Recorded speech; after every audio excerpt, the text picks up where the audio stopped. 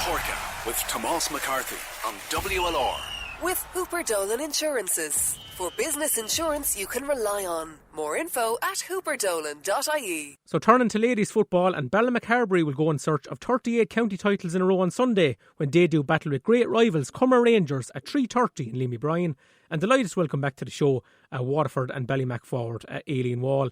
And Aileen, this is the 7th year in a row you'll be facing Comeragh in the county final. Is the rivalry pretty intense at this stage? Oh God, it is. You can be sure of that now. We've had some extremely tough battles with Rathcormac and Comeragh Rangers over the last few years, and no doubt Sunday will be the same again. You know, they always bring it to us, and you know, it's been very close. There's been a couple of years it's been very close, and luckily now we've come out on the right side of it. But you know, it's up for grabs now on Sunday again. It sure is, and like looking back to last year, Aileen, it was a real war of attrition in Dungarvan, 8 points to 4, 10 minutes of injury time. Was that one of the most physical county finals you've experienced? Yeah, it sure was, and the scoreline, I suppose, reflects the game. It was just such a battle. It was a battle of the backs, I think, that day. So it was really, the backs really put it up, and I think both teams went kind of defensive that day. So it didn't really allow for free-flowing football, but luckily enough, we were the ones getting the 8 scores, and thankfully we came out on top, and hopefully again on Sunday. Yeah, and have there been any changes to the Ballymac panel this year, Aileen? Yeah, definitely. So we've had a lot of young girls come in, which is fantastic, you know, and in recent years we haven't had that many underage players coming through. There was a bit of a gap in our underage system. So luckily this year we have about 8 or 9 under 18s, you know, 16, 17-year-olds who are able to play for us this year and are bringing us a training, you know, and pushing for places. So that's fantastic, you know, for us. To see people coming through and wanting to play at the highest level, which is great. So for us, we have a good few new faces this year, and old, you know, definitely the old crew are still there, but it's a nice mix, you know, and I think the youth and the experience is great. Yeah, it must be great to have an All-Ireland winning goalkeeper in your ranks as well. Aileen, Lauren Fitzpatrick won her second intermediate title with Tipperary there last Sunday. Oh, sure, Lauren is fantastic, you know, she's an excellent goalie, and she really puts a lot of time and effort into her craft and perfecting it. You know, you can see her down at training. She's there and she's really working on everything and her feet and her positioning. And it really makes a big difference, and it instills confidence in us when we see her working so hard in it. And goalkeeping can be a very hard place, I suppose, a very hard position for players. You know, it's a very singular position. You don't have much support around you, I suppose, and you know, we do our best to help her with the goalkeeping coaching and all that, but it is kind of a position you're on your own and you have to make your own decisions. You know, I suppose out in the field you can be told what to do with the ball, but Lauren kind of has to make her own choices, and I think she's very good at that, and her, you know, she made some great saves on Sunday, so she's on form, which is great. And obviously there's a big contingent that are involved with Waterford this year, including yourself, Aileen. Were you straight back in with the club once you went out of the championship to Galway? Yeah, straight back in, and you know, it was fantastic. You know, we'd done some great training with the county, and our club had been doing some great training, but it was hard with low numbers, I suppose, when you have so many gone, but it was great. We came back together and we emerged quite well, and we were at the same pace, you know, I suppose physically we were at the same pace and fitness-wise, so it was great. We merged quite well back together and got right back onto the club bandwagon. Yeah, absolutely. And just a fine one for you, Aileen, like I think there's 4 county finals penciled in on Sunday in Leamy Bryan, the Junior A, the Junior B, the Intermediate before the Senior. Is that a good move by the county board to give that kind of showcase for ladies football in the county?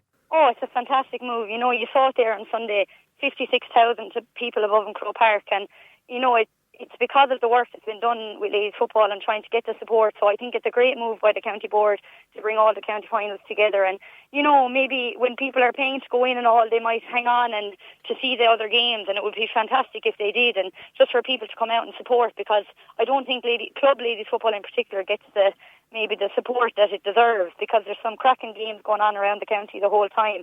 And you know, I think there's going to be some underage games on at half time during some of the games, so that would be fantastic again to get some little girls out, and hopefully they might stay and watch the game, and it might inspire them to keep going a bit. Yeah, absolutely. Hopefully there'll be a big crowd in Leamy Bryan on Sunday. Aileen, thanks a million for taking the call today. Great, thanks a million, Thomas. Lorna Porca with Tomás McCarthy on WLR.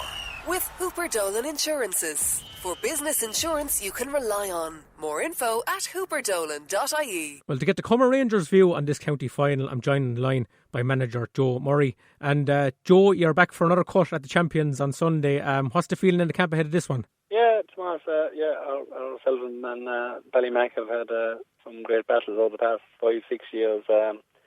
Again, this year the two of us find ourselves in the final. Ballymac would always expect to be in the final, and this year ourselves and Stradley had a good contest in the semi-final, which we came through. But Stradley are an improving team, so we knew it would be a tight contest. So we're happy to get back to the final. So from that point, we're happy to be in the final. But we've been in a final for the past 4 or 5 years and haven't got over the line. So this year we're looking to maybe go that one better if possible as well. Yeah, and would you take encouragement from how close you ran Ballymac in last year's final, Joe? There was only 4 points in it in the end. Yeah, last year's game was a funny game in so far it was very low scoring, and both teams are not defensive.